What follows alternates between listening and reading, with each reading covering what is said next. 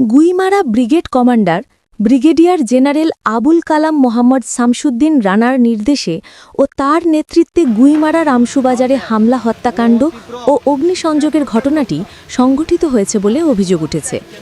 গত ২৮ সেপ্টেম্বর জুম্ম ছাত্র জনতার আহ্বানে গুইমারায় রামসুবাজার এলাকায় অবরোধ পালন করার সময় সেনাবাহিনী ও সেটলার বাঙালিরা উক্ত বর্বরচিত হামলা চালায়।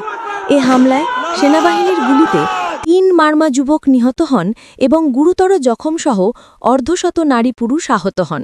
সেটলার বাঙালিরা রামসুবাজারের দোকানপাটসহ আশেপাশের মারমাদের বসতবাড়িতে অগ্নিসংযোগ করে।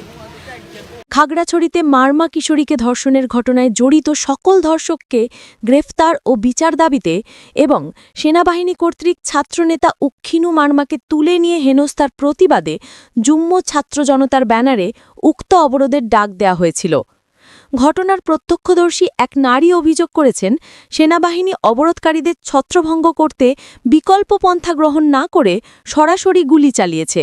সেনাবাহিনীর প্রশাসনের যেখানে গুলি ছুড়ুক না, ওনারা ফাঁকা গুলি ছুটতে পারে, রুবিট গুলি ছুটতে পারতো, কিন্তু ওনারা ওইটা করে না। ওরা সরাসরি মানুষ মারে গুলি ছুটছে। তাহলে এই গুলিগুলো কেন শুরু হয়েছে? ওনারা কি করতে পারতো না? আরেক প্রত্যক্ষদর্শী ক্ষোভ প্রকাশ করে বলেছেন, সেনাবাহিনী ফিলিস্তিনের গাজার চেয়েও ভয়াবহ পরিস্থিতি সৃষ্টি করেছে। এরা মনে যে গাজা ফিলিস্তিনের মতো, এটা এর চাইতেও ভয়াবহ। এদিকে সেনাবাহিনী নিজেদের অপকর্ম ঢাকতে নানা প্রচেষ্টা চালাচ্ছে। এজন্য তারা জনগণকে ভয়ভীতি প্রদর্শন করছে বলে অভিযোগ পাওয়া গেছে। অপরদিকে গুইমারা থানায় পুলিশের দায়ের করা পৃথক দুটি মামলায় ঘটনায় সেনাবাহিনীর গুলি চালানোর বিষয়টি উল্লেখ করা হয়নি।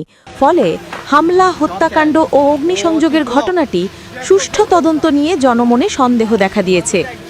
এলাকার জনগণ গুইমারা রামসুবাজার এলাকায় হামলার ঘটনায় জড়িত গুইমারা ব্রিগেড কমান্ডার আবুল কালাম মোহাম্মদ শামসুদ্দিন রানাকে অপসারণ এবং ঘটনায় জড়িত সেনা সেটলারদের দ্রুত আইনের আওতায় এনে বিচার ও শাস্তির দাবি জানিয়েছেন।